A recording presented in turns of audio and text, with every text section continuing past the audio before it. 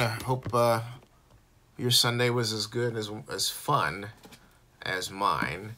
Welcome to Zenny62 Live, and this time in California and not in Georgia. And back from a super fun, super, I was going to say rowdy, but I meant to say rousing Raider game against the New York Giants. A Raider victory, or a Raider victory. I'm saying aura because it says my stream status is bad. I don't know why, but it says the stream status is bad. So I'm going to go with it and keep going and even refresh it and see maybe it'll turn good, but whatever. Hopefully you can see me and everything else, but and I'll go to the watch page and see how things look. And in spite of, and I can see me, and I'm not getting any complaints, so hey, welcome. And if you're watching this as a video on demand, this is a live stream, and therefore there is an exchange. There is an exchange between myself and those who chat or comment in the chat area, to which I say, hello, John Marks, or hello, Joseph Binsman. And yeah, the Raiders not only needed this win over the Giants 24-17, but look, with this three-way tie for first in the AFC West, which as of this moment, the Kansas City Chiefs hold the upper hand because they have the best divisional record. The team that wins all the rest of its games, wins the AFC West. It's that simple. You win, you win. That's it, okay? And as John Mark says, where does it move anywhere? Vegas is financially bad. Yes, definitely. Oh, thank you, Mr. Mosley, for telling me the streaming is good. I'm glad. And happy Sunday to you, John Marks. And Bernard, how are you? Yo to you. And Ed Reed, welcome. How are you, Ed Reed? Nice to have you all back. Boy, I have to say, what a fun time. And it was punctuated appropriately enough with the exclamation point of a party on a BART train, which you can see. It's the most recent 3 videos at Zenny62 here on YouTube. Okay, so it was, hey, John Santos, how are you? Hennedy says, love that we got the win, but still think the season is over. Why is that? Why is that? Why do you say that, Hennessy? Joseph Binsman says, Friday was such a mix of a day. Great high with Flynn pleading guilty, awful sellout tax cut by the Republicans. So yeah, that's not what I want to talk about. Hey, Eric Guerrero, how are you? Bernard says, huh? And John Mark says, hello, Ed Reed, John Santos, the rest of the Zinsters. I think Bernard is saying, huh, to the comment by Hennessy that he doesn't think that the Raiders are going to do it. To which we all wait with, I wouldn't say bated breath, but some interest in why Hennessy thinks that. And so having said that, while he's firing up, he being Hennessy, is firing up his raisins, I'm going to do a little social media tagging here and get the word out that we are doing it and digging it here. Doing it and digging it, okay? Doing it and digging it. And what I mean by that is, by getting the word out, I'm going to tweet that this thing is going on, and I'm going to Facebook that this thing is going on, and I'm going to LinkedIn that this thing is going on. So, and I'm going to make some slight little changes here and there. In, for example, categorization, because my standard, anyway, I'm not going to belabor you with the details. I'm just going to do it. I'm just going to do it. And as I say that, the Raiders game highlights are on an NFL Network in the background, just over yonder there, on TV over clear all the way over there. So, got that done. Going back to the watch page. And gonna put this on Facebook. I'm gonna tag everybody. I got to the game late. For those of you wondering why I may have missed going over to Forever Oakland tailgate, I got the game late. And that's it. Richard Hike is here. Richard is here. So I still don't have Hennessy's reason. John Santos says, "Hey everyone, good to see another win. Just hope it can happen versus a better team. Are the Chiefs that better team?" My question to you: are the Chiefs that better team? Rick Gray says, "Season is over because the offense is still having major issues and the defense is very shaky. 8-8 is what fans can expect, beating Dallas and LA, but losing to Kansas City and Philadelphia." Yeah, I see that the defense played against the run much better. Marshawn, they are finally getting down a feel for what Marshawn Lynch can do well and not do well. That 54-yard run was an example, because what Lynch did that he hasn't done before is he went to the backside. In other words, instead of running front side is where the hole is, where the ball initially goes. And I don't mean unless there's misdirection. This was a case of Marshawn starting off to the left and then just cutting it back and running backside and breaking it. Backside off tackle and broke it. And that was really a thing of beauty. It came from a place in the backfield that gave him enough distance to behind the line of scrimmage to read the blocks and go. I really like that a lot. All right. So Hennessy says that Kansas City is frustrated, and he believes that they're going to take their frustration out on us.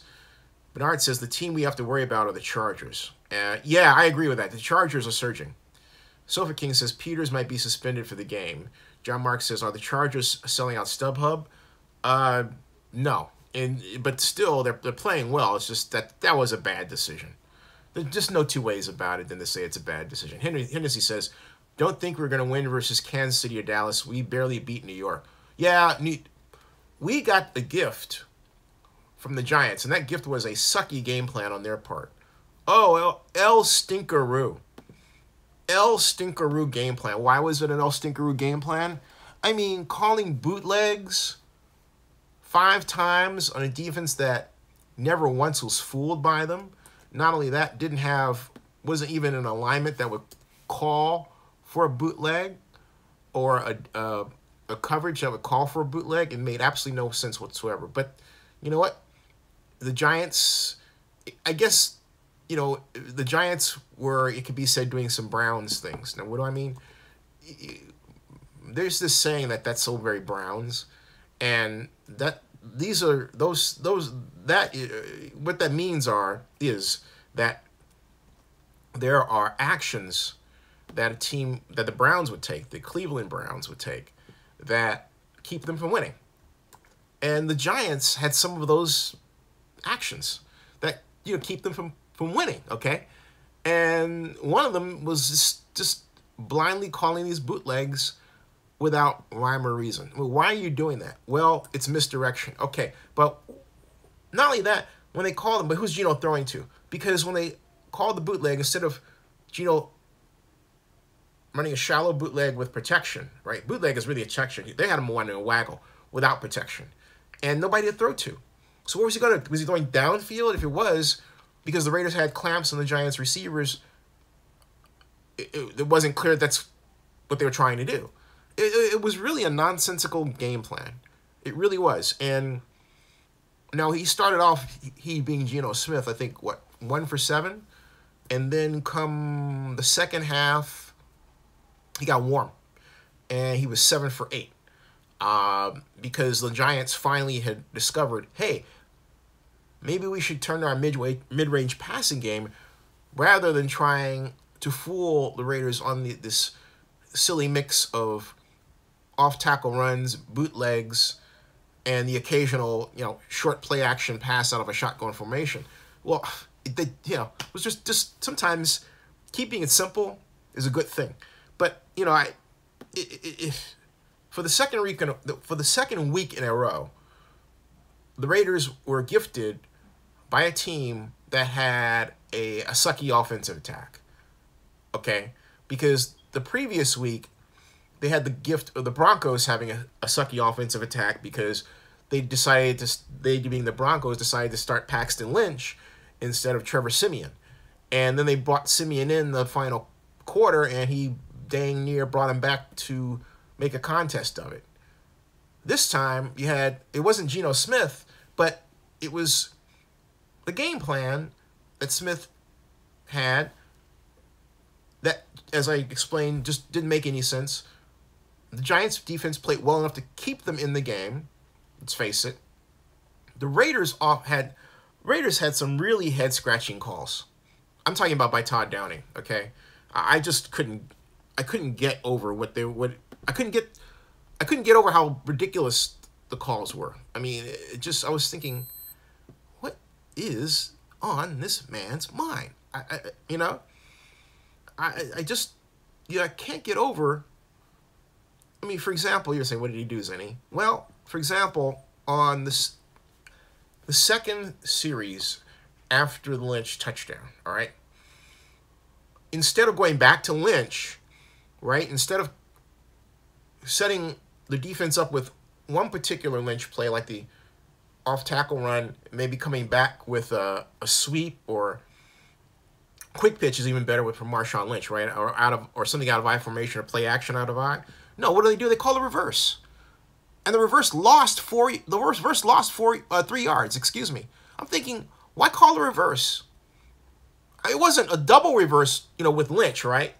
Oh, we're going to use Lynch as a decoy. It was a reverse. It was an end around. And that was stupid. And the Giants were just sitting right there like, come to Papa. Woohoo! We're going to stop you. I thought, really? Okay. Made absolutely no sense. Absolutely no sense whatsoever. None. So, it's stuff like that I see from the Raiders under Todd Downing, and I just shake my head. I think, some people are so lucky to be an NFL head coach. That's about what it boils down to. That's about what it boils down to. Now I'll get to your comments. John Mark says the Raiders may win over the Chiefs. And Richard says, if they continue playing like this, the Chiefs fall next week and the Raiders own the division. Joseph Bensman says that Chiefs defense has come down a lot.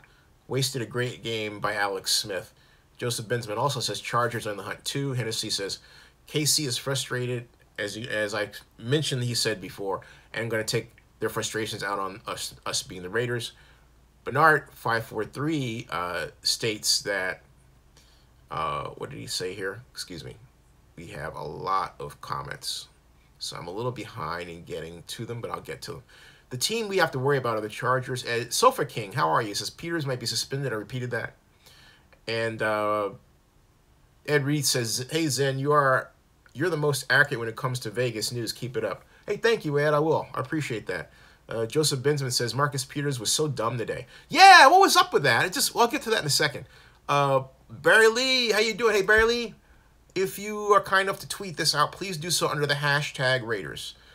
Hennessy said and if Denver played Siemian from the start, we lose that game too. Right. That's what I'm saying. We have been the lucky recipient of the other team's bad personnel / game plan decisions.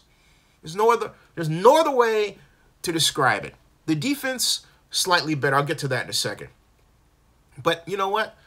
When you have Marshawn Lynch running like he did, the defense can stay on the bench, get rest, come out and be more effective.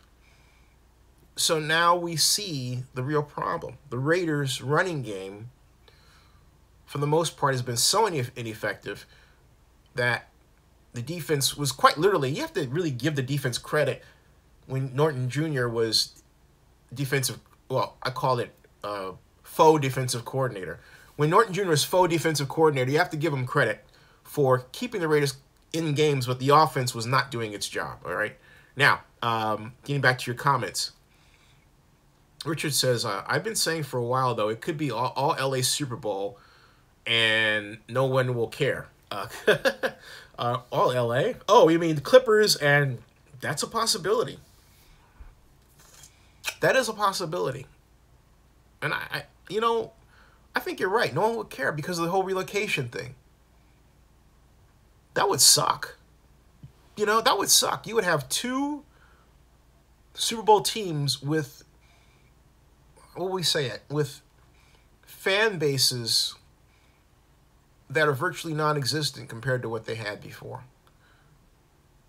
Because you have the San Diego fans, for the most part, not caring and angry, and the St. Louis fans not caring and angry, and at that point, if all goes according to Hoyle, still in the middle of a lawsuit against the NFL. So, God, what an awful situation, What an awfully stupid situation to be in.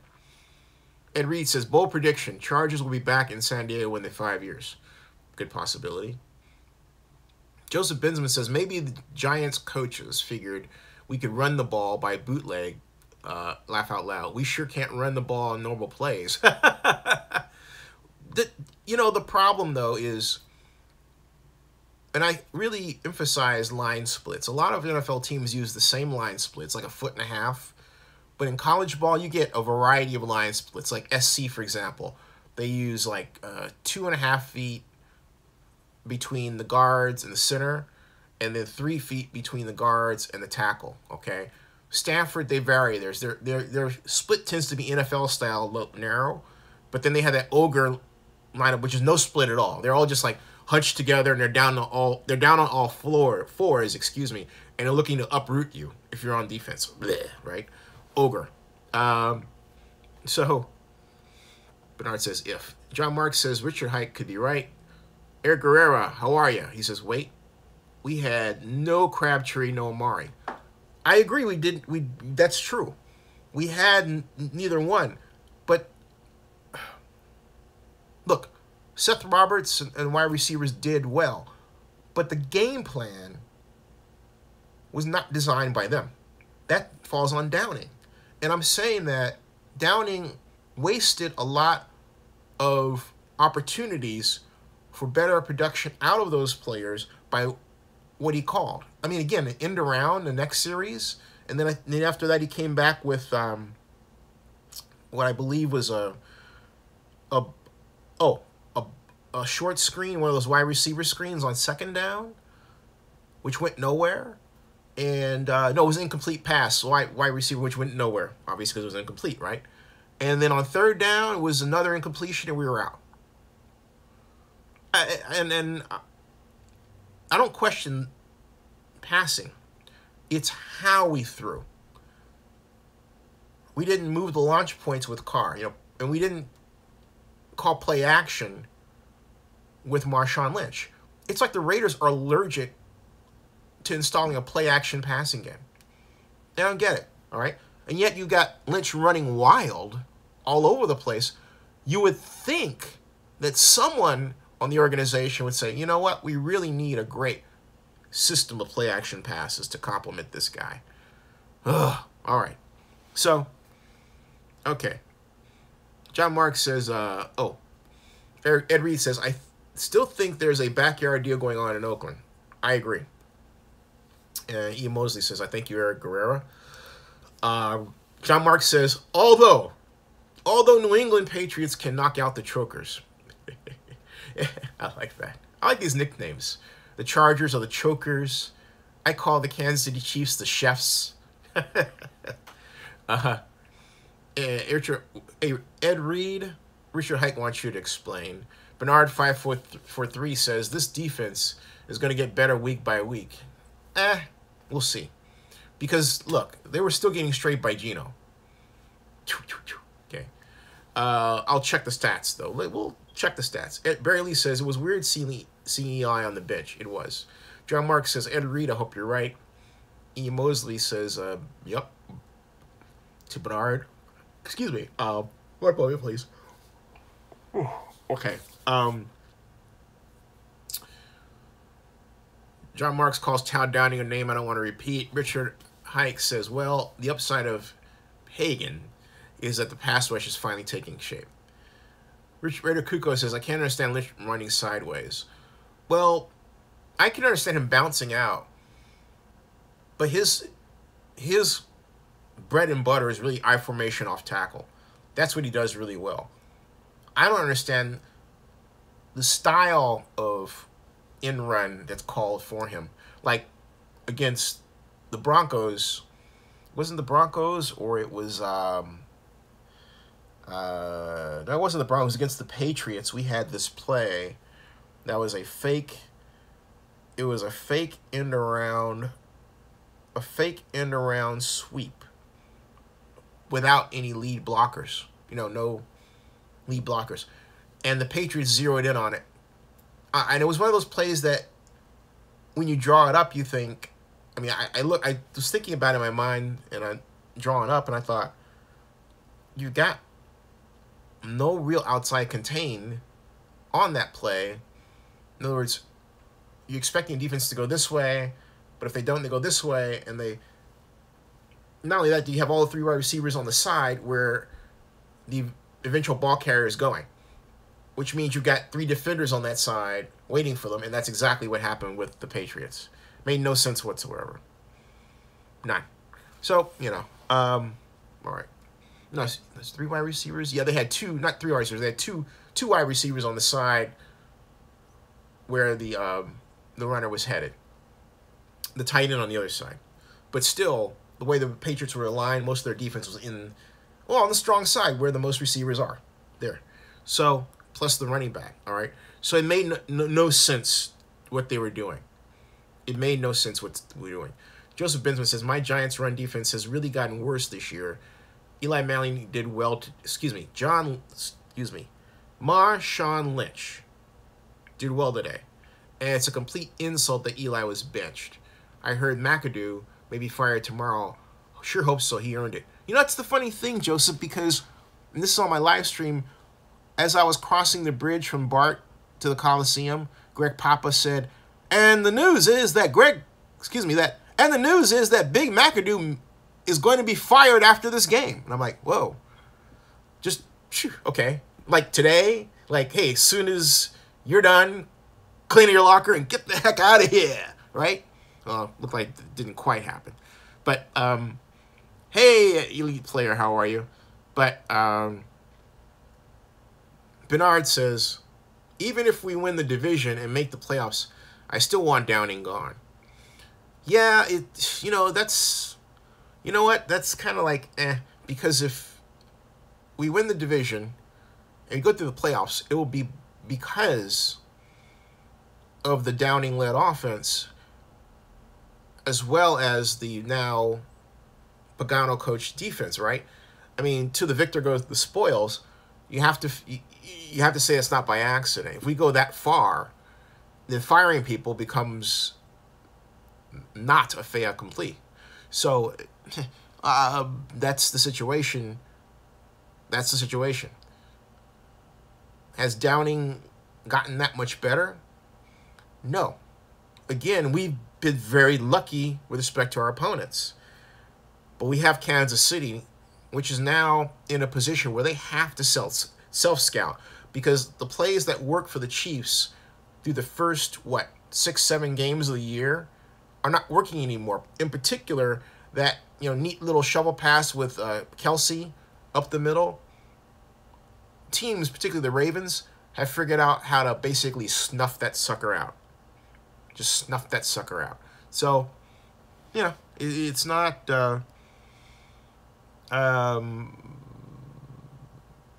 it's not the kind of situation the Raiders would want to be in, because now you've got a team that, as Hennessy has said, hey, is pissed off over how the Raiders beat them, but also is in a position where they really have to self-scout because they're playing the team that beat them again.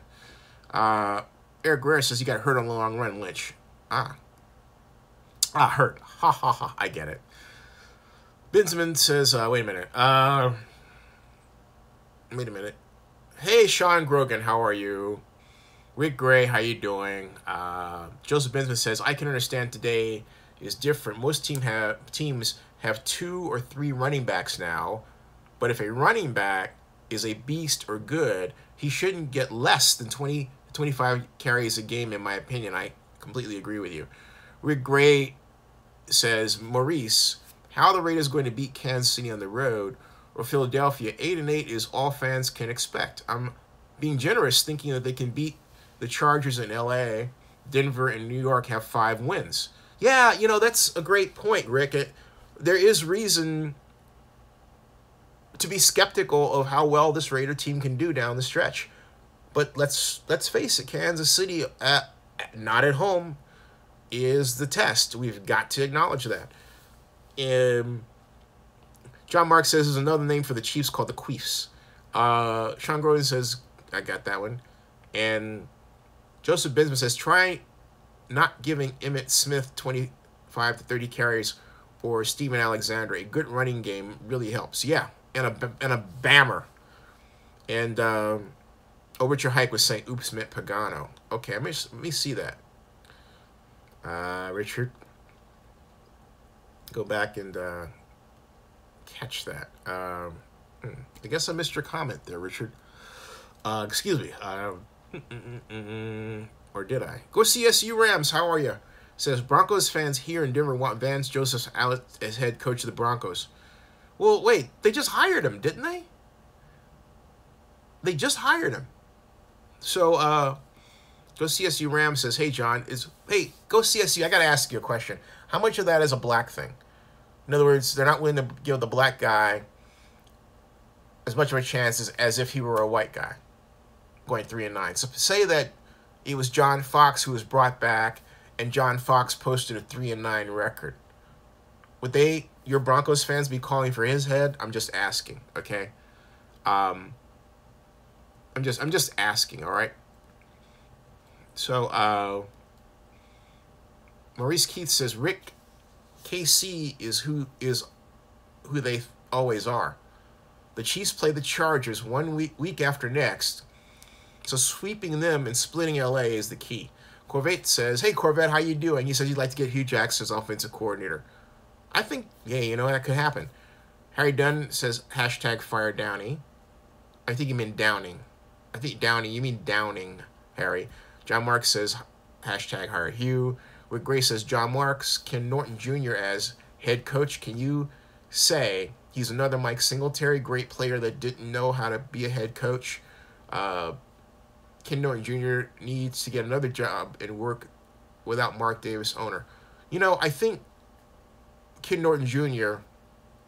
needs to have the luxury of a stint as defensive coordinator without Jack Del Rio as his head coach. He needs to work with a coach that's truly going to give Ken Norton Jr. the power of defense, not bring him in and say, well, I'm teaching him or grooming him or giving him training wheels or anything that implies that he doesn't have control, which is what the Raiders did. And they set him up as the faux defensive coordinator, which is fake. I'll just say it. He set up as the fake defensive coordinator. And so when they fired him, you took the fake. Oh, it's going to be better now because Pagano's in, as opposed to what they should have done, which is just simply reverse roles between Pagano and Norton, right? So, Corvette says defenses at least look better, but has played bad offensive teams last 2 weeks. Yo, Corvette, so how can you say the defense? Okay, in fairness to you didn't say the defense is better. You said it looked better, but that's because we're playing bad offensive teams. Gotcha. E. Mosby says season not over, Harry. John Mark says Ken Norton Jr. could pull a Singletary. Okay. Anyway, Joseph Bensman says Zenny was just wondering, do you think that College Football Playoff Committee got it right today? I think they did. No, I don't, because, look, Wisconsin, you're supposed to honor the conference champions, okay? And neither USC nor Ohio State was honored as the conference champion. And I just bristle at this thing where Alabama's got to be in. They got a cupcake schedule compared to other teams. They bring in these college programs you've never heard of and that you wish that they would lose to, and they clock them like nobody's business, pad their schedule, and they turn around and then are picked over, I think, more deserving teams like USC and Ohio State. So I think it's a travesty, and I would love to see. I mean, look, I'd love to see like USC versus Georgia, right? I mean, wouldn't that freaking cool? I mean, that'd be true, like, East Coast versus West Coast, SC versus Georgia. That would be fun, man. I mean, that would be a cool matchup. I mean, that'd be cool. And two large, modern metropolitan areas. The Atlanta area. Admittedly, Georgia's not exactly in it, but just north, right? And then, of course, SC, which is in the middle of LA, right? I mean, how freaking cool would that be? And they had it before them to do, and they didn't do it. The Pac-12 is tough, all right? So, anyway, let me go on here. But that I think answers your question. Richard Hike says, that's what I'm saying, Corvette, about Corvette's comment regarding defenses getting more pressure and turnovers. And yeah, they have, but again, it's, when you put Khalil Mack in against one offensive lineman and you don't chip him, and then you call plays that call for that offensive lineman on the Giants to block Khalil Mack and Bruce Irvin for longer than, a second and a half, you're asking for trouble. And you're pissing off Khalil Mack because he's saying, what, you got a single dude on me? Heck with you. I'm going to destroy that dude. And that's exactly how he acted. Okay? That's exactly how he acted. He was livid the entire game. Like, you got no respect for me? And that's what the Giants essentially said in their game plan. We have no respect for you, Khalil Mack. We have no respect for you, Bruce Irvin. Well, it's stupid. The reason why the Raiders have had defensive problems is because for most of the season, they played teams that respected their talent.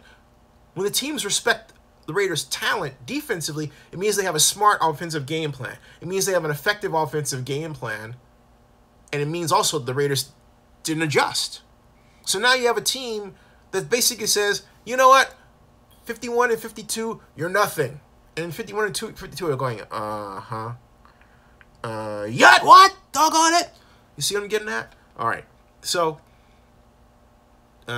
Deluxe Wow says, the Raiders doing is much better than I think. And I still think it's sucky game plans. I'm sorry. It really is. Estero Gonzalez says, what's going on with the new tax bill in the stadium? I'll get to that. And I'll get to that after I go over the, who won what in the league and everything else, okay? Go CSU Ram says he agrees with John. Donkey Kong in Denver. John Mark says Vegas is financially bad news to the NFL. Mark Davis and the Oakland Raiders. E. Mosby says, I thought you were talking about the Raiders. Shut my mouth.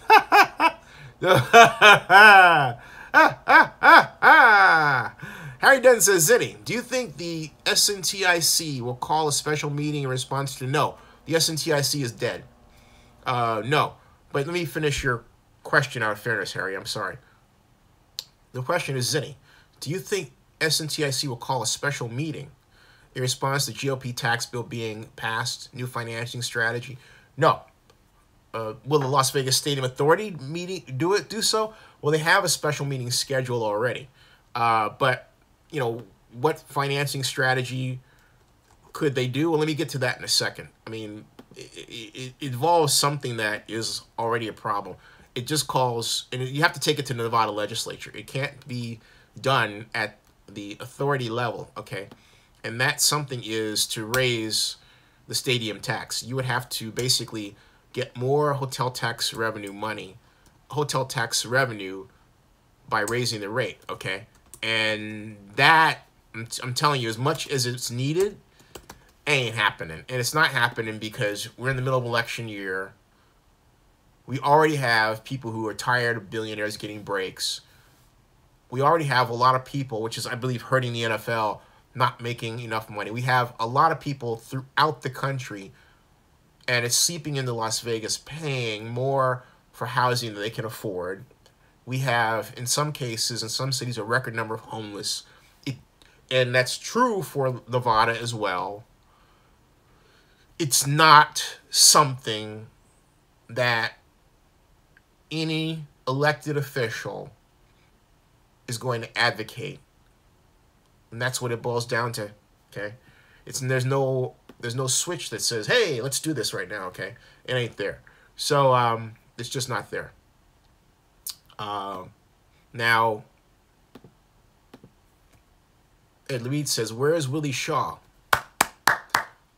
The famous defensive coordinator at Stanford and the Oakland Raiders, whose son is David Shaw. Give us 1 year as DC and teach and understudy your scheme. Yeah, I agree. Willie Shaw should be, they should bring him out of, I wonder, that's a good question. Willie Shaw, what happened to him? Haley Muse says, Raiders.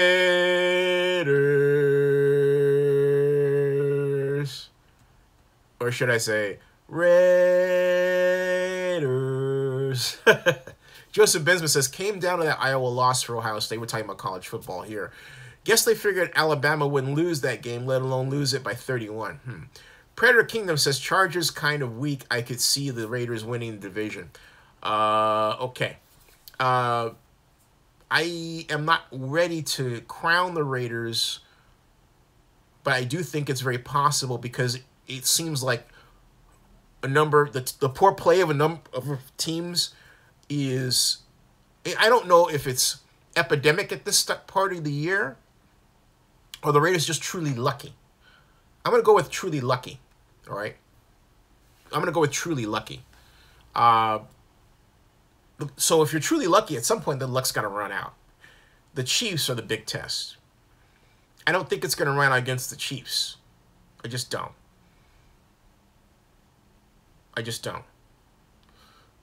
But what the Raiders ought to do going to Kansas City is they need to install play action. I'm telling you. Play action is the one thing that they didn't have. A TV remote fell over there. That's what caught my attention. Play action out of the eye with Marshawn Lynch. Play action out of those deep sets with Marshawn Lynch. Sprint draw play action like the Seahawks used to do. That's under Jim Zorn. Yeah, this goes way back. That's the offensive approach that's missing. That's the missing link. So, Deluxe White says, I agree with USC statement. Thank you. And Haley says, as Captain Jack said, our destiny is in our hands. Yes. Go CSU Rams says, also, there's another report that fans also want all three Denver quarterbacks to be let go in the offseason. They just got Paxton Lynch. So they got him under contract. And they want to develop him, so that's not happening. So, you know what? This is why you don't want a football team by mob rule. You'll wind up, replacing people again and again and again and getting nowhere. Just let the guy do his job. He's got another year coming up. Joseph Bensman says, well, it's also the Giants have no offensive line talent to speak of. I disagree with that. Okay? So, Joseph, I completely disagree with that. I was at that game. I'm telling you, man, the Giants, it's not a matter of offensive talent so much, okay? It's a matter of intelligent use of the talent. Like, for example, the Titans had Jack Conklin on Khalil Mack, but they didn't put Jack Conklin, offensive tackle, first-round pick, in positions where he had to basically block Khalil Mack for a long time. Only a short time. So they made Jack Conklin look like a star. You can do that schematically. The Giants did not do their offensive line a favor. So their offensive line, by their play caller design, so offensive line people end up looking like schmucks. But they're not schmucks, all right? Just saying. So, all right. Rick Ray says the reason the Raiders haven't been good enough defensively is because they don't have the talent. I disagree with that, too. The talent was shaky to begin with. The season has just gotten worse. It's not that. We've talked about this since preseason. It's the leveraging issue, which I will say, they did get under control this time. I have to say, I really love that the defense is doing a lot more submarining under, and the linebackers are being allowed to run blitz and, go after what you see. If you see a hole, and you can go after and down the running back. I believe that looks like the line has that freedom. What I see overarching is the difference here is that, and I'm just going to say this is, again, points to a bad decision by the Raiders and Ken Norton. And, excuse me, not Ken Norton, but by Jack Del Rio as to how he handled Ken Norton, is he put Norton in a position where Norton didn't know as much full defense as Pagano, and yet didn't let Pagano call the plays, and Del Rio didn't really put in his stamp. He was very cautious, and now it's like Del Rio said to Pagano, hey, look, do what you did in the past, and I'm going to leave that to you, because you're a seasoned defensive guy. Now, what he should have done, okay, by contrast with Norton, he didn't do that. Because Norton, as we said before, was on training wheels, being taught. And so here's, I hate to say it, but I have to say it, here's poor Ken Norton Jr., elevated to defensive coordinator, African-American, wanting to please the guy that he's known for a long time, so he's not going to go against or resist for two reasons. First of all, Del Rio is his boss. Secondly, he believes that if he did, he would get fired and axed, which could very well have been the reason he was let go. Maybe he said to Del Rio, you know what, you're asking me to do things your way and it's not working. I don't get a chance to do it my way. And then Del Rio says, well, if you want to do it your way, you're out. But then Del Rio turns around and tells Pagano, okay, do it your way. Because, right? If Del Rio did that, and I think that he did, that's really an awful thing to do. And it goes back to my criticism of how, institutionally racist the entire action was. And if Davis stepped in and said, hey, look, make that change, there's no way that you can look at this that's good. You have to just move forward, because to look back at the past is so doggone ugly, it's ridiculous, all right? So it just is. So, okay. So, Richard Hike says, whatever happened to Alden Smith? And let me check on something for a second. You just remind me of that. And Rick Gray says, great point, Richard. Raiders go after these really risky players and get burned time and time again. They do. They do. And Barry Lee, I'll deal with that later, Barry. Rick Gray says, David Shaw, next head coach of Raiders. He gets no respect at Stanford. Why do you say that? I think he gets plenty of respect and money. Do you know what he's making per year? He has $4.5 million. He gets a lot. He gets a lot of respect monetarily. He gets more money at Stanford than the Raiders than he would get with the Raiders. Okay. I'm pretty certain that he's making more money at Stanford than Jack Del Rio is making in Oakland. Let me check that. Corvette says, won't start thinking division until we beat the chefs. Raiders look like an average team, not a playoff team. I agree. Hennessy says, I recall Mark Davis saying, don't be mad at the players. If you want to be mad at someone, be mad at me. But he doesn't give us any time to talk to him and let us know how we feel about this BS of LV. That's true. We had the town hall meeting we had was, around the whole Carson thing, right? Okay. John Mark says the Raiders need to learn play action rollout, or just play action. G-Taylor says Carr is comfortable in play action. If he gets there, right? If we put him in there. We don't put him in much for play action. Richard Hike says, right, Rick? And they pick up risky guys in the draft, which kills me. Joseph and Conley, 2 first-round picks that spent most of their rookie years on the bench. Hennessy says he owes us that much. John Marks talking about Mark Davis. John Marks says, Cam Robinson report, please. Well, one moment. D. Saab says, I think the defense is playing solid ever since we got rid of Ken Norton. And D, I disagree with you. D says 7 sacks in these past 2 games and gets some very lousy game plans that do, among other things. Okay, you said 7 sacks in the past 2 games. 5 of those sacks came against the Broncos, and rightly so, because of how awful their game plan was.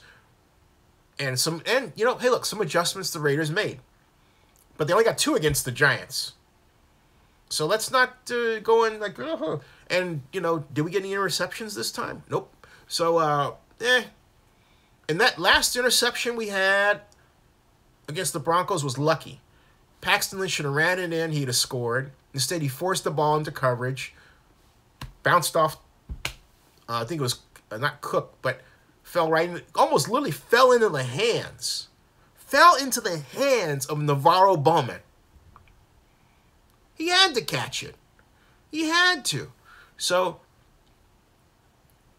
Joseph Bensman says, I think it's nothing less than both bad coaching and bad talent.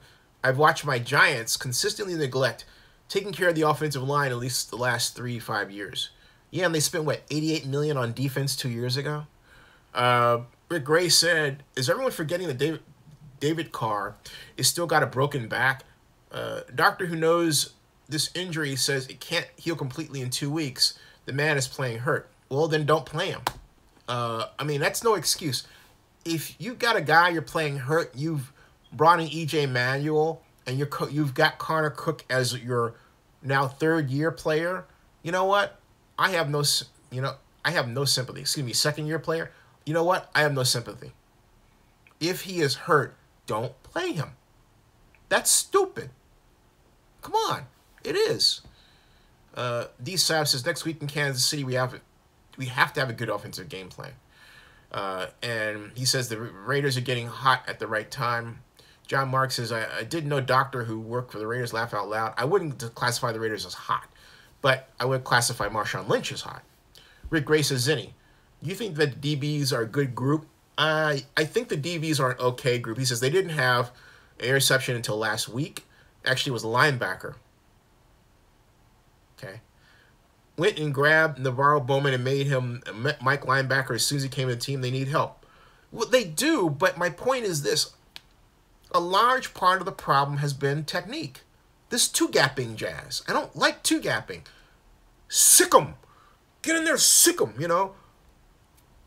Have your defender blow right by the offensive line guy and through that gap and then down the running back. And you have the linebackers there for cleanup in pursuit, okay? That's what you do. But this holding a person and letting them drive you off the line of scrimmage, when in some cases they can bench press as much as 700 pounds, is not smart. It just ain't, okay? Ugh. Corvette says Derek Carr hurt his back in Denver, October 1st, so 2 months. D-Sub, you're right. Yeah. Jordan Yancey says, I see pictures of Alden Smith playing a turkey tussle football game on Thanksgiving. Okay.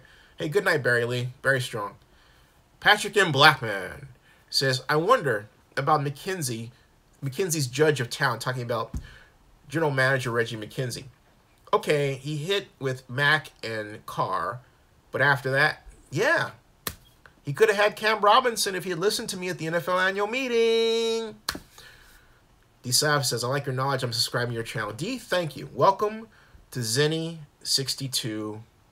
Thank you very, very much. It's nice to have you. Very, very much is. And hope to have you back for many more moons, many more shows. Okay? Be fantastic to call you a regular, as they say. Right? So, absolutely.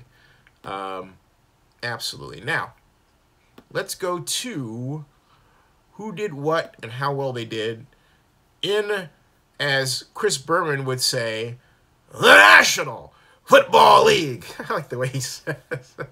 That's funny. I like the way he says that. Okay. let me check something while I'm thinking about the National Football League. Hold on.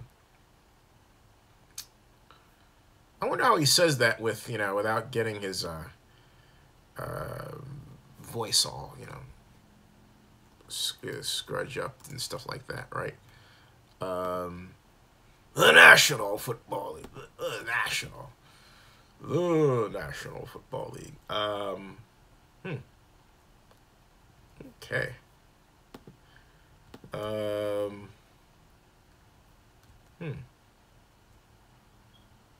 Let's see here.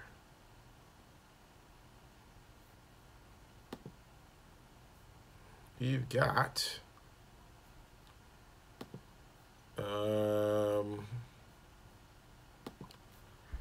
all right, going back to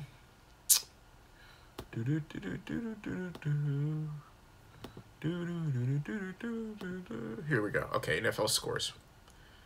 All right, well, let's go back. All right, we got Seattle 24, Pittsburgh. Zenny. Ugh. You know what? This is what happens. You go to Raider game. You come from, we don't have a lot of cocktails at all. A person buys you a beer, and another buys you a vodka and a cranberry, and then you drink a lot of water between that, including right now. I am a massive lightweight. That just a little bit affected me. Just a little bit, okay? I had a lot to eat. I'm just saying. Oh, and there are a couple of guys who insisted I do a shot with them. I refuse. You know what I hate is, this is just a peeve. Don't force a person to drink, because it really pisses them off. If they say no once, that's it. But don't just say, oh, come on. No. And then I have to say again, thank you for the investment, Mr. Blackman.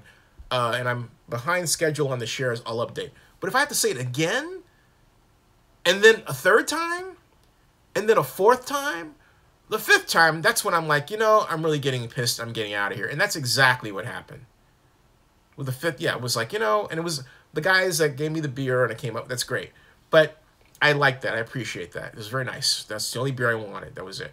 I really didn't want a beer, but I accepted it out of, courtesy to the fans and everything. But the do a shot. No. That really is like, all right. Again, if a person says no to a cocktail, don't try and force it on him. It is really annoying. It really is. I'm going to refuse you, and then I'm going to avoid you. Okay? And then I'll wind up talking about you. Don't do that. Oh, I can't stand that.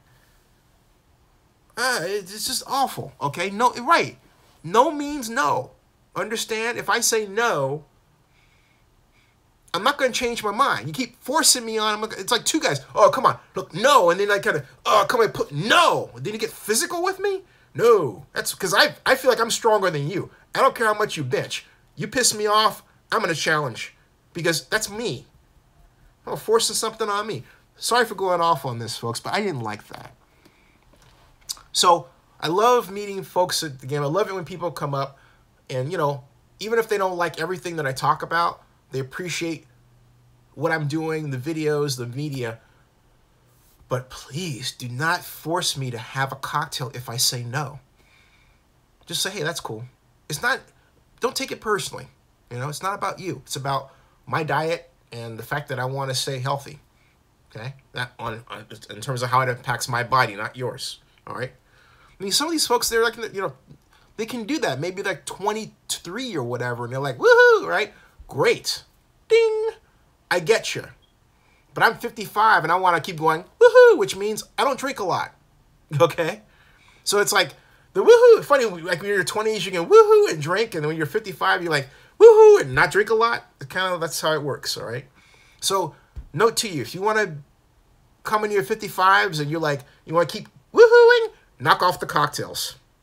Just letting you know, folks, knock off the cocktails. All right? Now, back to the NFL recap scores. Minnesota beat Atlanta, shockingly, 14-9, and the Falcons only scored 9 points. Baltimore 44, Detroit 20. New England 23, Buffalo 3. And I understand Tyrod Taylor was knocked out in that game.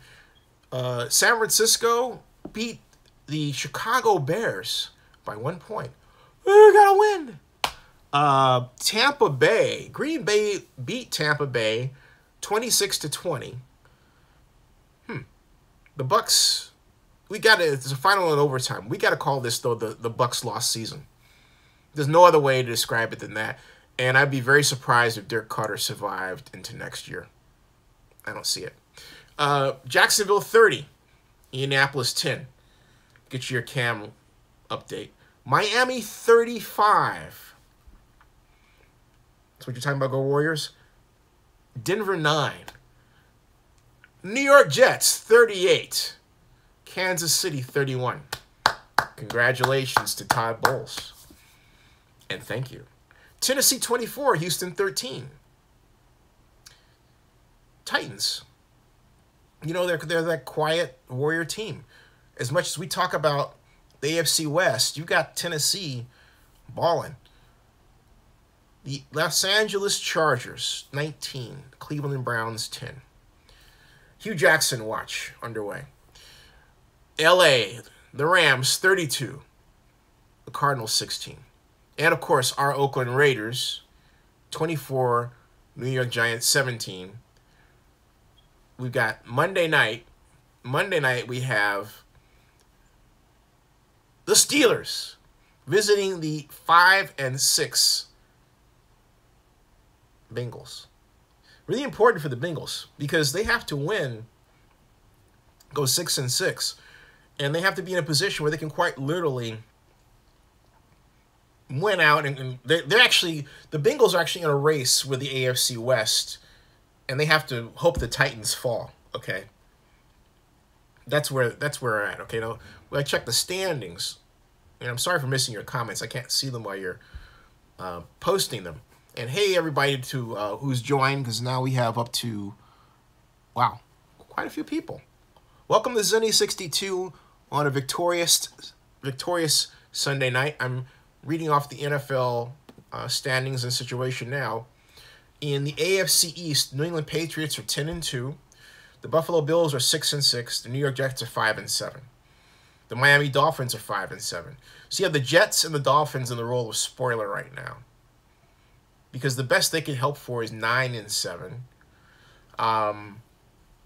And if anything, the New York Jets are on a 1-game win streak. So it's like, But as are the Dolphins are on a 1-game win streak. So you can't, on the other hand, the Patriots have rattled off 8 wins in a row. Wow. And they are the world champions. Whew, man. Pittsburgh Steelers, 9-2.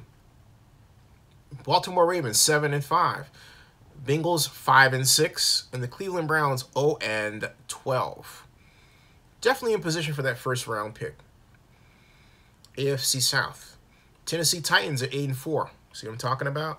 But then the Jacksonville Jaguars are 8-4 and tying them. Woo! Okay. So the Bengals are in worse shape than I thought. I thought the Titans were at 7-5. I thought maybe the Bengals could catch them, but I don't think the Bengals are going to be able to catch Tennessee or Jacksonville unless either one of those teams goes through a massive crash. And I say that because the Ravens, then you've got the Ravens at 7-5 ahead of them. So for all practical purposes, I think the Bengals are in a position of spoiler. They're not going to the playoffs this year. And they've got, they've got a 2-game win streak. If they won out, they would be 10-6. So the Bengals are in a position where we would really have to say this Pittsburgh game is critical. Because if they beat Pittsburgh, then there's a possibility they could win out. If they win out, it changes everything. Everything. So I said spoiler, but let me just change that to questionable. Okay? Titans are 8-4, Jaguars 8-4, the Texans are 4-8, definitely out of it. The Colts are way out of it at 3-9. The Chiefs, or the Chefs, as you know, 6-6. Chargers 6-6. Raiders 6-6. Broncos 3-9.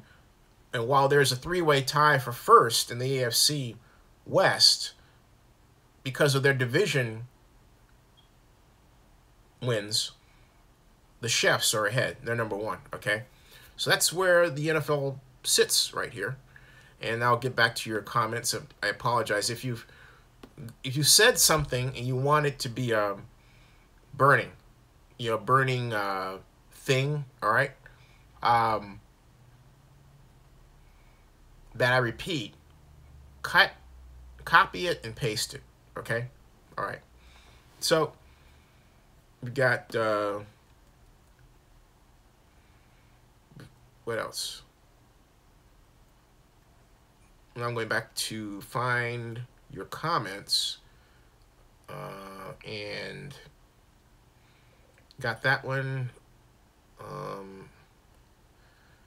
Let's see here. Oh, Big Gray asks, he says, okay, then are you saying coaching is causing the D to be bad? And are you mad they fired Ken Norton Jr.? Rick, you're kind of mad. You're kind of late to the party. Yeah. And got to go. Nice talking to Zinni. You're the man. Okay, see you, Rick. But yeah, I was, of course, mad. You missed all that. Oh, yeah, it says so in my videos. Go back before. Go, look for Ken Norton Jr. You'll find out exactly how I feel. I said the firing was racist, and I explained why. I said it 3 times, okay? 3 different videos, all right? Paul Ortiz says, who are my picks for the Super Bowl?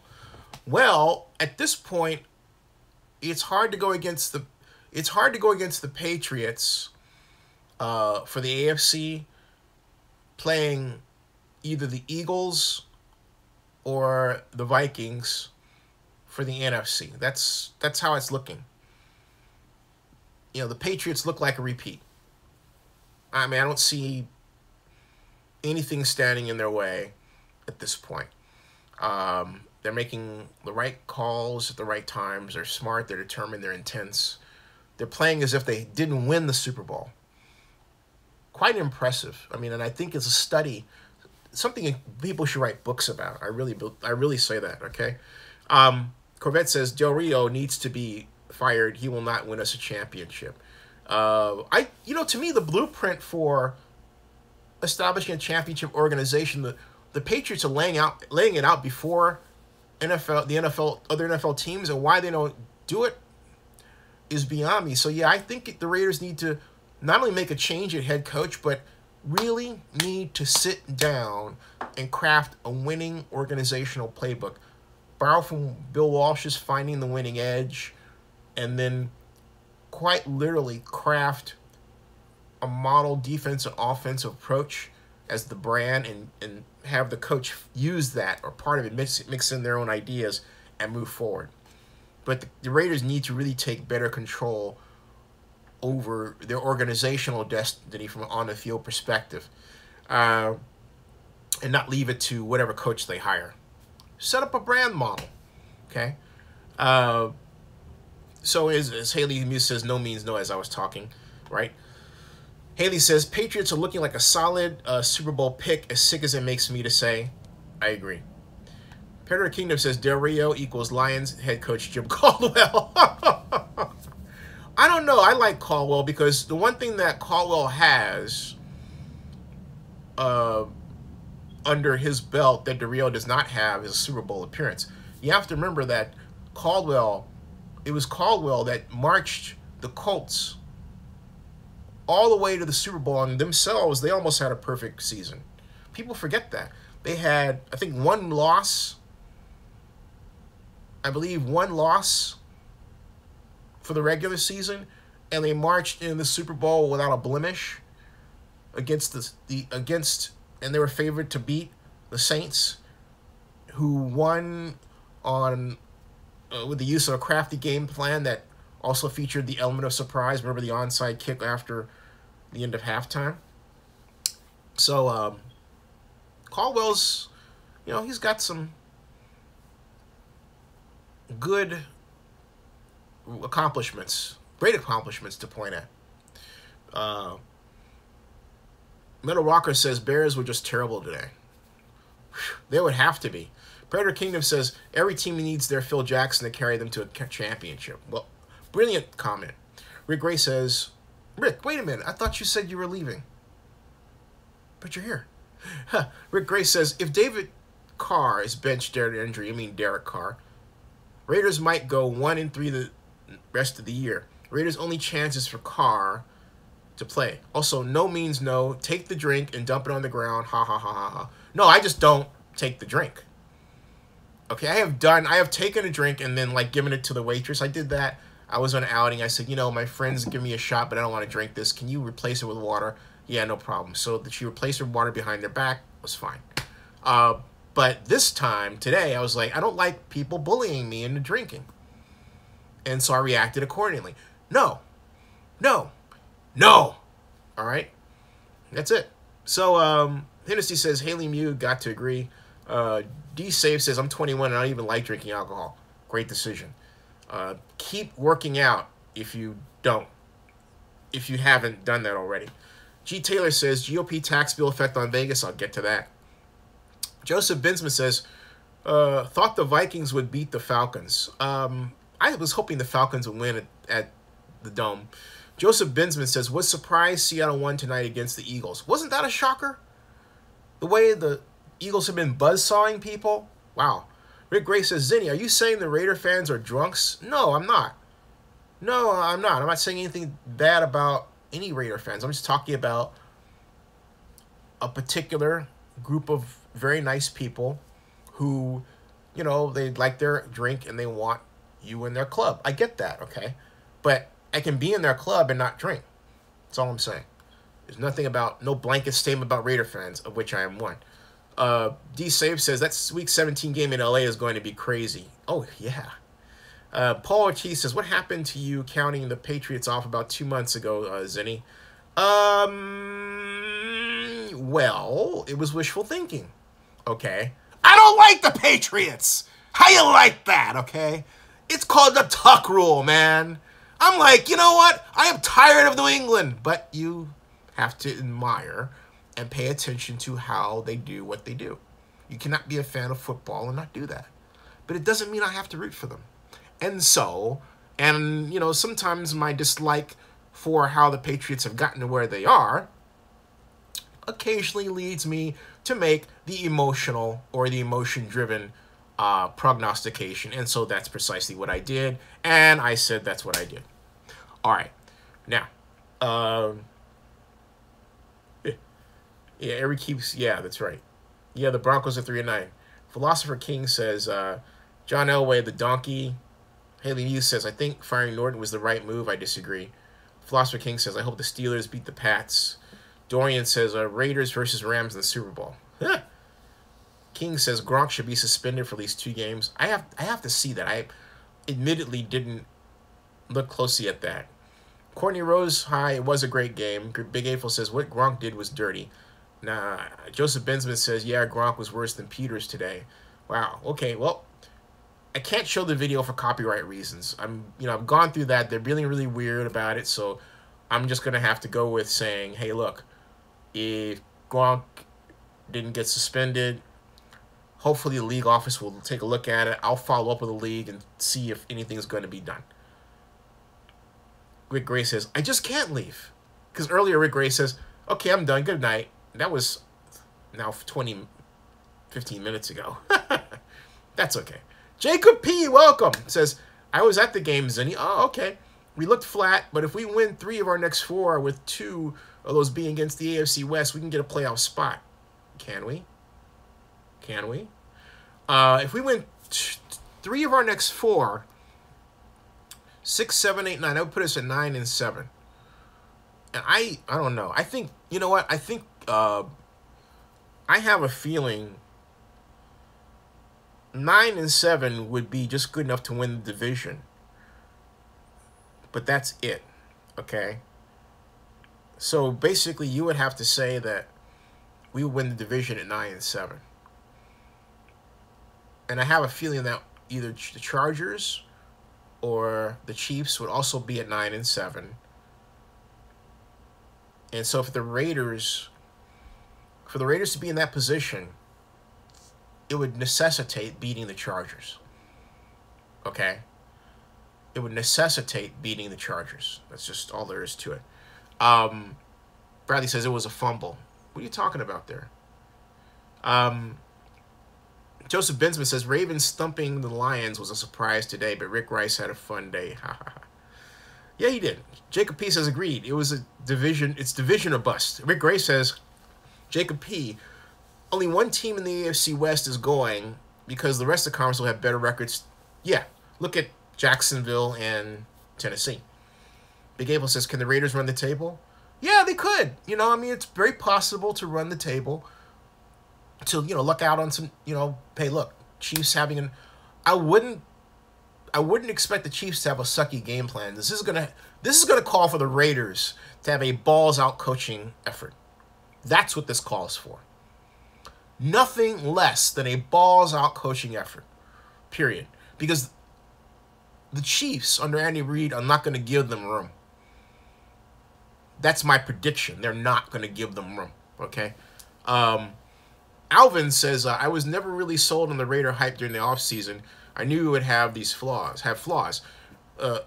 Mr. Gonzalez says, come on, explain about the tax bill, please. Yeah, I will. Paul T says, will the Browns pick with the first, who will the Browns pick with the first pick in the draft? I would say at this point, to me, the Browns, you know, a lot of that's going to depend on the coach. Okay? Because I don't think that Hugh's going to be back. So they have a quarterback in Deshaun Kaiser. Drafting another one was ridiculous. They've got great defenders, and I think that they really need to focus on getting that running back. So, you know, like Saquon Barkley from Penn State. I think if they passed on the Penn State running back or depending on how the combine turns out, Bryce Love's got an injury. So I would say Saquon should be their pick. And I would be surprised if it weren't either he or Bryce Love, a running back, okay? Or unless they decided to trade down under the idea that they could get a quality running back for less. Because, you know, they might wind up doing that. In fact, that's my prediction. I think the Browns are going to trade out of that. And they're going to continue to stockpile players. So there's my prediction. The Browns are going to trade out of that pick. Rick Gray says, hold on a second. Making sure I missed. Jacob P says, what do you think about the Silverdome failed implosion? The Silverdome failed implosion, like the almost failed implosion of the Georgia Dome, is an example of how incompetence has seeped into the operation of very complex engineering operations and corporate management in our lives. And it's on a more frequent basis that should be alarming to many. That's what I think of it. Haley Muse says, we certainly don't deserve to be at the playoffs the way we've been playing. Nope. Corvette Steve 7-9 Big Eightful says, if they can beat the Chiefs, I believe they will win the division. That's going to be huge. Okay? That's a huge game. No question about it. Haley Muse says, if Eli gets dropped, who do you see him going to? Denver. Philosopher King says, Philly losing today was really bad for us. Yep. Rick Gray says, what's behind you, Zinni? Some sort of remodel plan for the Coliseum? Yeah, this is from the Super Bowl. This is the seat plan to allow the Coliseum to host the Super Bowl that I had Anderson Consulting Team make for me in the year 1999 through 2000. Philosopher King says Philly is going to have to battle that #1 seed. Yep. That's absolutely.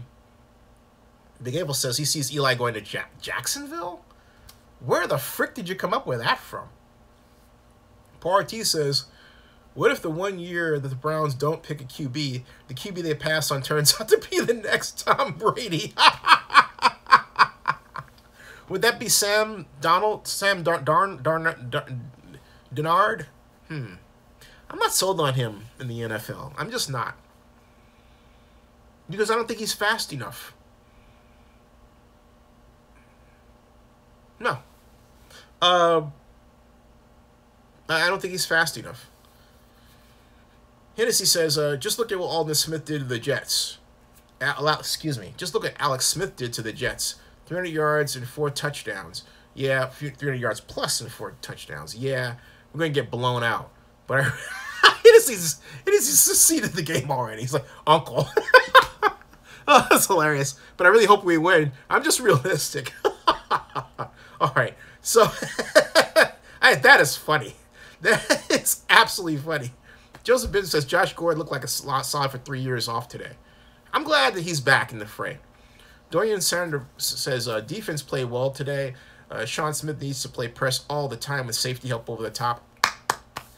Dorian Big April says, Dorian, I feel you on that. Corvette says, Vikings holding #1 seed and AFC not right now. That's right. Paul T says, Baker Mayfield is the next Johnny Manziel. Yeah. Meaning, okay, 3 years, meaning say like, what, 2 years in the league and he's done? He's out? Drugs? I don't know. Is that what you're telling me? What are you telling me? There's a lot encapsulated in that statement, Paul.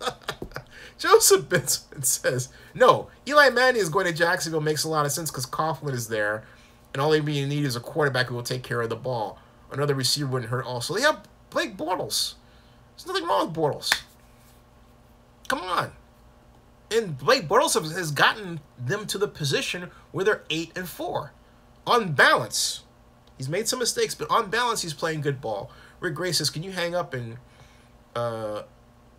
let us see the other panel behind your back or show us all the panels so we can see them? Another time, because there's a lot of these panels, man. I'll do that another time. Jacob P. says, I like your video about the Coliseum renovations, but, one, I don't think they would ever I don't think he's saying that the dome, there would ever be a dome stadium in the Bay Area. And two, at this point, wouldn't it almost be cheaper to build new than fix old? Well, when I say revision, fix old is you can take the existing material and reshape it into something that's brand new and, mix it in with newer materials. So, because the reason why I say that is people forget that damn thing withstood one of the largest earthquakes in our history. 1989 Loma Prieta earthquake. Okay, and it came out without a scratch. So why do you want to take that down? And, with all that comes with it in terms of that strength, as opposed to building on it. And then also maintaining a lot of the historic feel of the Coliseum, but bringing it into the 21st century and making it a true event center. Why not? I mean, why not vision it? Let's just see what it looks like. We haven't even done that, okay?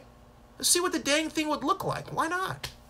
So, Patrick and Blackman says, a retractable roof in Oakland Raiders. Don't the Bay Area have decent weather? It's not a weather thing. Plus, the Raiders play on natural grass the way it should be. Yeah, but you can have natural grass in a dome. There's a lot of examples of that around the league. Paul T says, no, I mean he's going to be like a problem and always get in trouble on and off the field. Ah, okay. He's not very mature. I understand, Paul. Paul was talking about Baker Mayfield. Yeah, I got that one. That's why I was, kidding you. Well, I wasn't kidding. I was prognosticating. Joseph Binsman says, Bortles is turnover prone. Eli would be definitely better for Jacksonville, to me, no doubt. And that if he leaves, I would rather my Giants give him an offensive line. I just think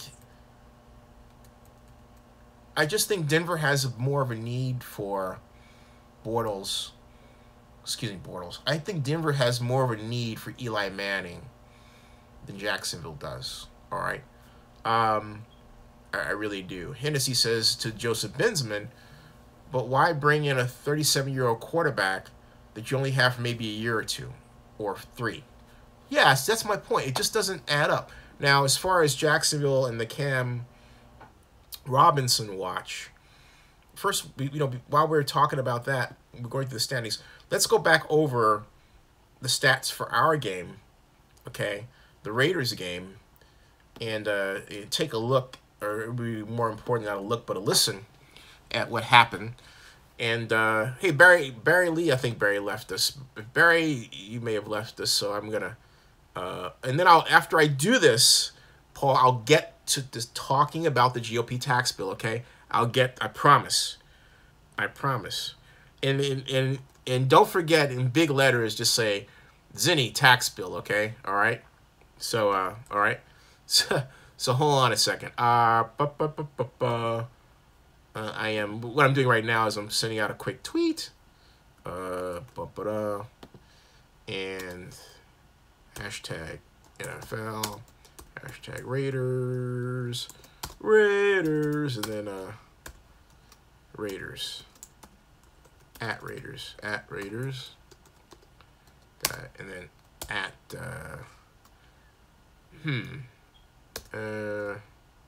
yeah. You know what? I'll do this a different way. I'm just handling this a different way. Hold on a second. Oops. B. There. Okay. Nice game. And I sent out this tweet and I said, "Nice game, B. Irvin." There was nice great game for Bruce Irvin. That's what I put out there. Okay. Hopefully, yeah. Nice game, B. Irvin. All right. Oh, there we go. So, and he did. Had a great game. And I put that out there because so many Raider fans online have really just treated the guy terribly after the whole Patriots law, after the Norton firing and everything else. And, yeah, it was just not a cool way to treat him. And so it's good that he reads something complimentary from someone, you know? All right. So now I'm going over the numbers. Welcome to Zinni62, by the way. All right. So I'm going to start with the hapless New York Football Giants. Geno Smith, 21 of 34 for 212, 1 touchdown, 1 interception. Excuse me, no interceptions. Let me try that again. Me. Geno Smith. Geno Smith, the great quarterback from West Virginia, 21 of 34, 212 yards, 1 touchdown, rushing. They had Mr. Darkwa, 14 attempts for just 32 yards. Longest game was 9. Geno Smith had 3 for 13 yards. Longest game was 10. Perkins, 3 for 12. Galman, 3 for 11. Shane Vereen of Cal, 1 for -3. All right. Receiving, Ingram was 7 for 99 yards. This is where the Giants really shine. 7 for 99 yards, 1 touchdown. Longest game, 29. Mr. Shepard, 3 for 56 yards, along with a scintillating 47-yarder in the first half. King, 4 for 23. Vereen, 3 for 13. Lewis, 1 for 9. Galman, 1 for 8. Ellison, 1 for 5. Darkwood, 1 for -1. That's receiving. Fumbles, Geno Smith fumbled twice. He lost 2 of them. Armstrong. So let me put it this way. Geno Smith didn't throw any interceptions, but he did lose the ball twice. Okay? And because of that sucky game plan that put him in positions where he had to run. Armstrong. And he's not known as a runner. That's the funny thing about Geno. I mean, the sad funny thing. It's not his fault. You know, he comes to the league and it's like, oh, gee, you're a black quarterback. You must be able to run. Well, you know, do you realize that Geno Smith, when he came out of college, threw for more passing yards than any other collegiate football player in history to that point? He didn't know that. I pointed that out to him in my video interview. He didn't know that. So Geno's problem is he's never had a champion. He's been good, okay? But not that champion that says, you're the guy, and I'm going to train you and teach you. I'm not going to throw you in and expect you to work magic. But I'm put you in as the guy, and then I'm going to train you to become the guy as you are the guy. Like has been done with Peyton Manning and so many other quarterbacks, right? Geno has not had that luxury. Neither has Jameis Winston. He's been put in as the guy, But Dirk Carter is not training him to be the guy. In other words, he's not saying, hey, look, Jameis, I know that you can call plays. I know that you can design plays because I've seen it. You take the offense like Peyton Manning did. You call the plays and we'll manage it because you're smart enough to do that. You're smart enough to make changes at the line. And the reason why I emphasize that with Jameis Winston is because he's a guy who gets bored. So he's on the sidelines, he's bored, his mind is active, he's trying to be the leader, but you need to give Jameis Winston work to do. Okay? And the problem is that the Buccaneers have not done that. And that falls on Dirk Carter. All right. So,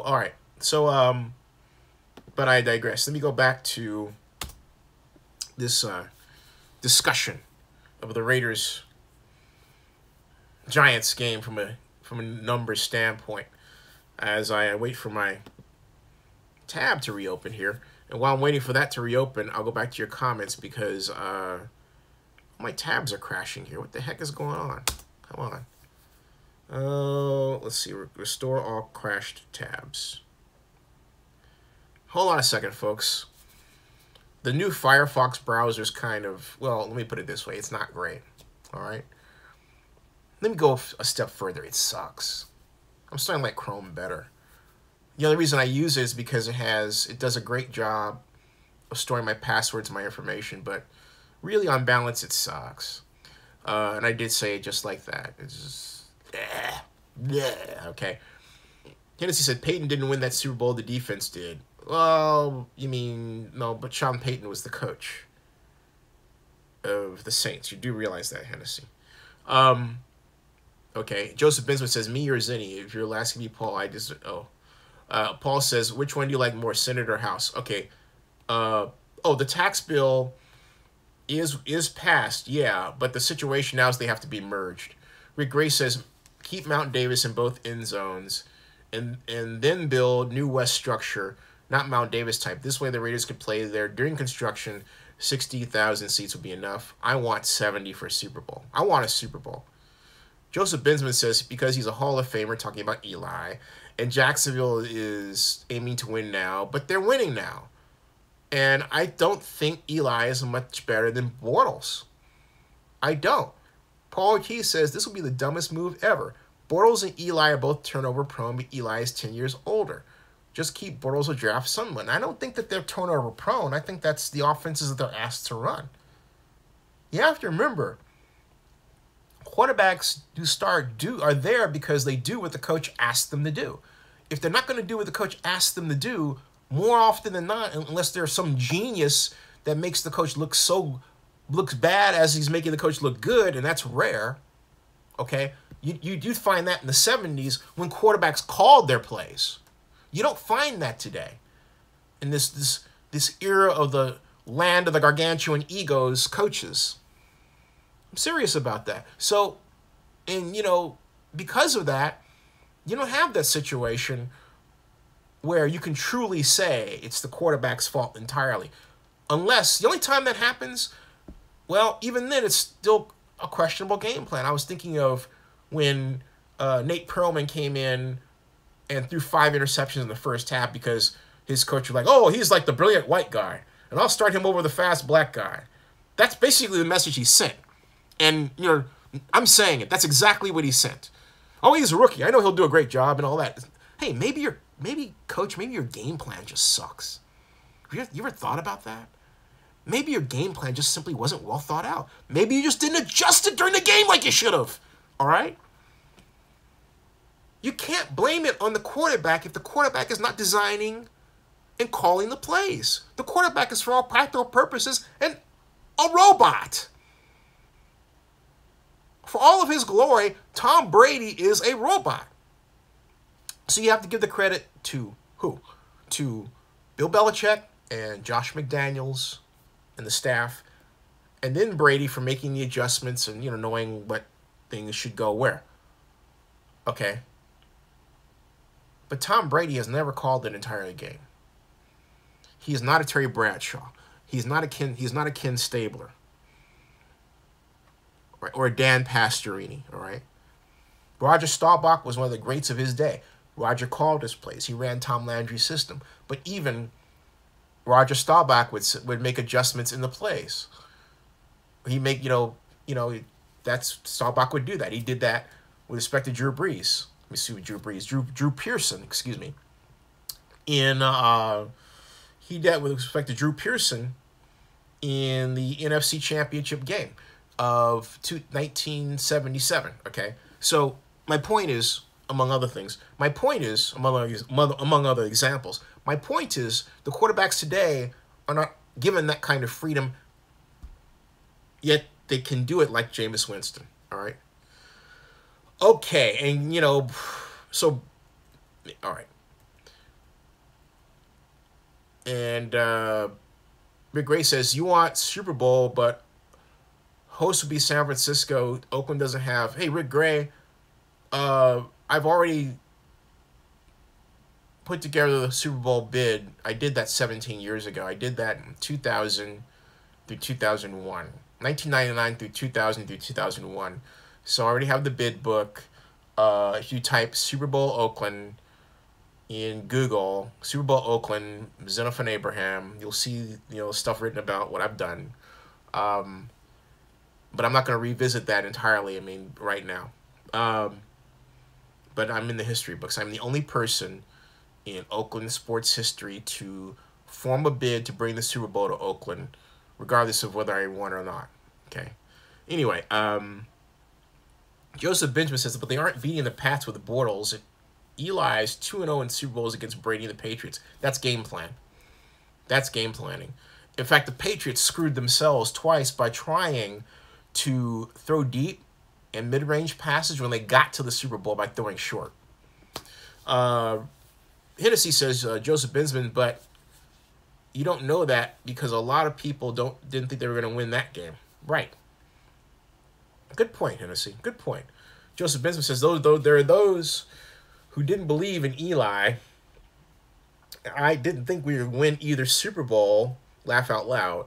I thought we had a hell of a chance the first time because of the Week 17 game and always thought we could win. And, okay, now I will discuss the GOP tax bill. I know you've been waiting with bated breath. Okay.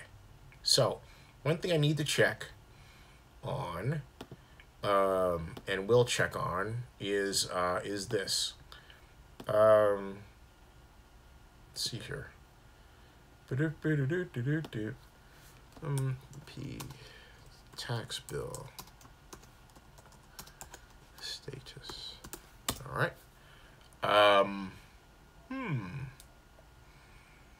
Okay, just trying to all right. This is GOP tax plan live coverage. Wall Street Journal posted about 10 hours ago.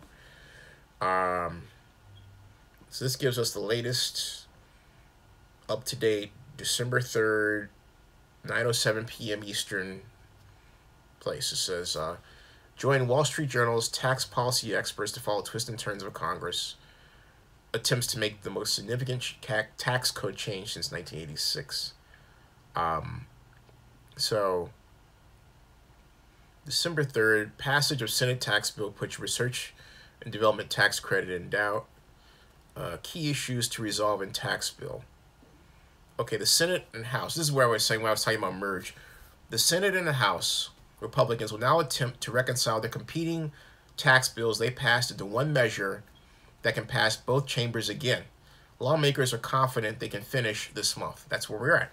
Okay, so and so they said that they may have undermined the research and development tax credit.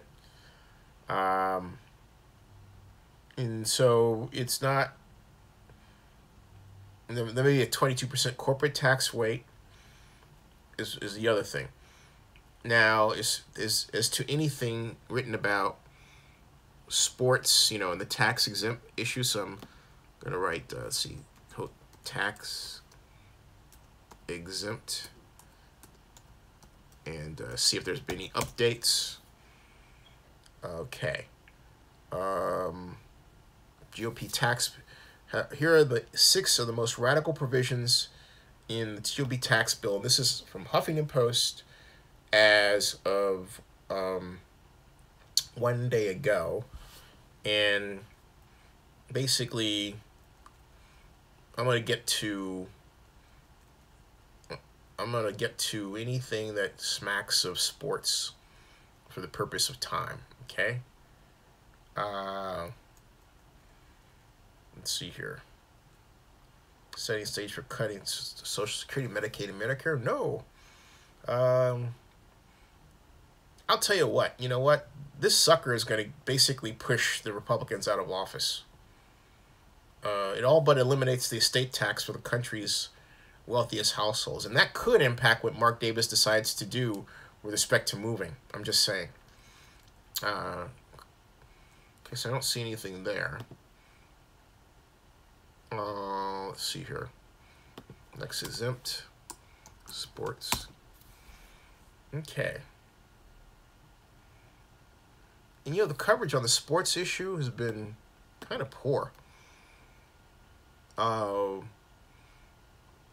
There's only that CNBC article, which is wrong because it said the Senate didn't have the provision. I'm trying to find a copy of the Senate bill that's readable so I can go through and pick out the areas where it can actually give a better analysis than what's been posted. So right now, okay, here's governing. This is November 27th. The GOP tax bills are infrastructure bills too. Here's why. And it says congressional Republicans are pushing a major overhaul of the country's tax code. All right, now I've got one of these ads that have held me up. Basically, I can't continue to the site until another 11, 10, 9, 8, 7, 6, 5, 4, 3, 2, 1. Basically, don't go to governing.com, folks. It's annoying. All right, congressional Republicans are pushing a major overhaul of the country's tax code. Many of the ideas they're debating could have a big impact on infrastructure. Could? Wow. Okay. So you've got yeah, that's true. Many of these infrastructure changes are what you would find in an infrastructure bill, but this is a tax bill. And let's see here. You've got trying to come to the point where we talk about sports. Our highway trust funds, time to act is now, private activity bonds, talking about getting rid of those, advanced refunding bonds, but vehicle credits, ending wind tax, sports stadiums. Okay. Since 1986, the federal government has prohibited private entities from using private activity bonds to build sports stadiums. But many sports teams have taken advantage of tax-exempt bonds anyway by using municipal bonds issued by states or localities. The House bill would remove the tax exemption for muni bonds for sports stadiums. There's also a Senate provision too, but people keep making that mistake. That's why, because people have made the Senate bill hard to read. I mean, literally hard to read in terms of finding what you're looking for and what's in and out of it. You have to really trudge through all 400 pages. The standard PDF search system doesn't work properly. So hence we get this poor reporting. Anyway, it talks about the estimates you probably have heard. And it says the NFL has been the most vocal opponent regarding the exemption. And it says that the stadium provision is not in the Senate tax bill, and that's wrong. It is in the Senate tax bill. He says, but there appears to be some support for the idea in the upper chamber, in the Senate as well. U.S. Senators Cory Booker, a New Jersey Democrat, and James Lankford, an Oklahoma Republican, introduced a bill earlier this year to eliminate the stadium subsidies. Yeah, they did, and that's still stuck in committee. Professional sports teams generate billions of dollars in revenue. There's no reason why we should give these multi-million-dollar businesses a federal tax break to build new stadiums. Yeah. So, but I believe it's in both, and there's no sign that that's coming out. Okay, there's just no sign that that's coming out at all. Period. So, okay. All right. So, let's see here. We've got. Hey, Crawford, how are you? I'm going back over the comments, and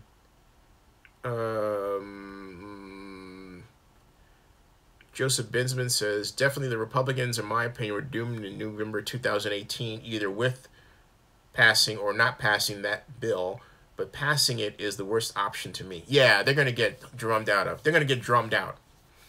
I mean, without question, they get drummed out.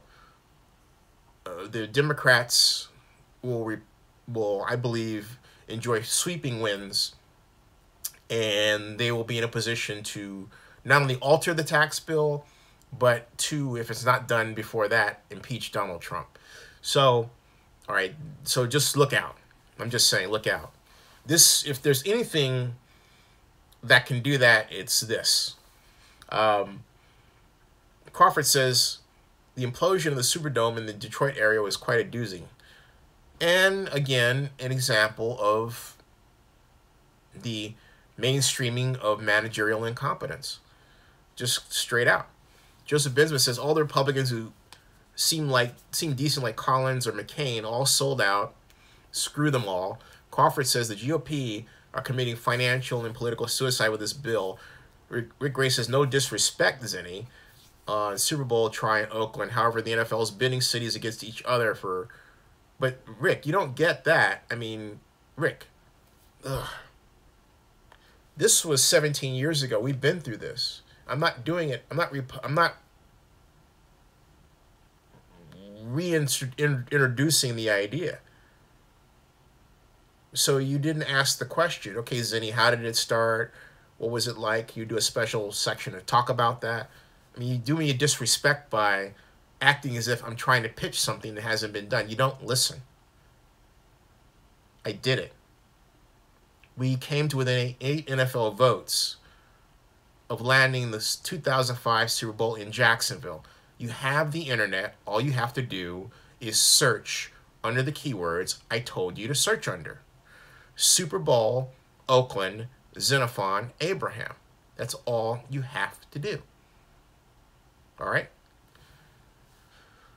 Okay. Crawford says, hopefully the bill can stop Seattle putting public money in the arena. Rick Gray says, Oakland Super Bowl, Rick, I'm not even going to read that one, okay? Crawford says, future and upcoming Republicans will be having an uphill battle for years. And it's 1:41. I'm going to go on until 1:50. And I'm going to check out. Because if I were back in the East Coast, I would have checked out by now. Joseph Binsman says, maybe not, though. They're empowering gerrymandering in their way. Plus, Trump is putting many judges in place. Not good. Yeah, but Donald Trump will never match the number of judges that Barack Obama has put in place. You can bet you that. Remember, Barack's been there for 8 years, okay? And he knew what he was doing. There are Obama people everywhere, including still in the White House. Oh, boy. This is going to be something else. I mean, definitely something else. I meant to check on, the defense. So we were talking about the statistics, and now the page is back, so I can go down and see how we did offensively, because I talked about the Giants offense, right? But I didn't talk about the Raiders. Derek Carr was 22 of 36, 287 yards, 1 touchdown. Marshawn Lynch, 17 rushes, 101 yards, 51-yard touchdown. Washington, 6 for 16. Odewale, 1 for 9. Richard, 1 for 4. Patterson, 2 for 1. Carr, 1 for -1. King for 1 for -11. That was that punt. He tried to run it and got down. Receiving. Patterson led all receivers, 4 for 97. Walford was 4 for 57. Roberts, 5 for 46. Patterson was 4 for 97 for 59 yards. No, longest game was 59 yards, excuse me. Anyway, Roberts was 5 for 46. Longest game was 18. Holton was 3 for 39. Longest game was 16. Had 1 touchdown. Marshawn Lynch, 2 for 20. Odewale 2 for 14. Cook 1 for 9. Richard 1 for 5. And fumbles, Richard 3 fumbles. He lost none. 1 was recovered by himself. Holton fumbled once, lost once. So we had 4 fumbles as a team. Kicking team. Tervecchio 1 for 1. All right, now in terms of the defense, Bowman had 8 tackles, 1 for loss. He led all defenders. Now, in terms of total of offense, the Raiders had 18 first downs to the Giants 15. In terms of total yards, the Raiders had 401 to the Giants 265. The average game for offensive play was 4.3 for the Giants, 6.1 for the Raiders. Average game per rush. This is really great. The Giants held the Raiders, the Raiders held the Giants. The Raiders held the Giants to 2.7 yards per rush. That's 1970s level. That's really, really great. Okay? That's really great job. Say what you will about Norton, Pagano, whatever. I'll give the Raiders defense credit for really stopping, or the Giants' sucky game plan. I'll give them credit. The Raiders held the Giants at 2.7 yards per rush. All right? Now, in terms of passing, it was 5.4 yards. The Raiders had 7.6 yards per pass. The Raiders had 4.1 yards per rushing play. The Raiders were sacked. The Raiders got to the Giants quarterback, Geno Smith, 3 times for a 12-yard loss. The Raiders were sacked once for 5 yards loss. But for all that, gross total yards passing was 287. And for Geno Smith, it was 212. You added back those sacks in terms of the yard loss, that would have been 224. And that there was that punt block, that no punt, that was a fumble recovery by the Giants. Red zone efficiency, Giants were 66%, Raiders were 100%. Goal-to-goal efficiency, Giants 50%, Raiders 100%. So, time of possession, Raiders were ahead, not by much. 31 minutes, 31-19 to 28-41. So, all things considered, this game was closer than it should have been. This game was closer than it should have been. So there you go. A lot closer than it should have been. Yeah. Rick Gray says, well, yeah, no, it's Rick Gray says, okay, I read the Monty Pool article on your bid. Seems like Jerry Brown, the mayor of Oakland, and a hesitating Willie Brown sacked your bid. Right, think about it. The mayor of Oakland sacked my bid, and I work for the mayor of Oakland. So there's a story in there, all right? And it's history. There's a long story in there that one day is going to wind up into a book, into a movie, or both. Serious. Kenny says, but we're still won by 1 touchdown. Crawford says, Raiders can attack deep on the Chiefs secondary. That's the one thing I was impressed with as far as the Raiders passing game. And I would love to have seen when the Raiders were trying to, well, not trying to, they did, and execute or call some deep pass plays. And I, at one point, remember Isaac Whitney, when he was sitting on that deep post pattern? They gave Derek Carr a good, I would say, 3 seconds, 1,001, 1,002, 1,003, almost 4 seconds to throw. And he uncorked it deep. That should have been, remember that? Giants had defenders draped all over. One guy had his hand up like that and trying to block him from getting the ball. That should have been pass interference. That would have been a 70-yard penalty right there. You probably saw it, okay? That was impressive to have the Raiders go back to what I call the old school Raider blocking way. In other words, offensive line hold their blocks, push, hold, keep them in front of them, push, hold. Carr back there, sits in the pocket, trusting his offensive line, reading defense, waiting, letting the receiver finish the route, then throwing. That was 70s Raider ball. That was Sid Gilman ball. Unfortunately, they didn't connect. It would have been fantastic. They tried this twice. It would have been cool if they connected. Connected on both of those, we're looking at, we're looking at easily almost 400-yard game for Derek Carr. Easily. So, yeah. I'm glad you said that, Crawford, because it made me think about that. Hennessy says, yes, we're losing KC. All right. All right, folks, I am going to bid everybody adieu and get ready for tomorrow. It is 1:49 in the morning Eastern, which is 10:49 in the West, and it's been a fantastic day. Love, peace, and soul to you, Crawford, and everybody. Rick Gray says, question about City of Cyber Super Bowls. Well, Rick, I'll deal with that later. Again, I would really appreciate it if you want to know, just read as much as you can about what I did. All right, and then ask me about how our bid was done, because there's also a video, which you haven't seen, of our bid book. So what I want you to do is do some research about what we did, because I'm very proud of what I put together under the most trying of political circumstances. Okay? All right. Good night, everybody. Good night, everybody.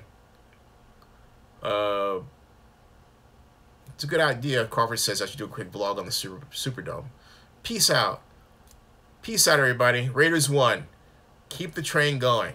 Good night, everybody. Good night, Rick. Good night, Crawford. Good night, Joseph. Good night, all 30 watching. Good night to John Marks, who's still around. Good night. Good night. Good night. Good night. Good night. Good night. See you tomorrow. And thank you all for continuing to make this a fantastic place to be. Watch horror films, as John Marks would say. Keep America strong. Good night, Corvette. Good night, everybody. Good night. Team Mueller. There you go. Good night, everybody. See ya.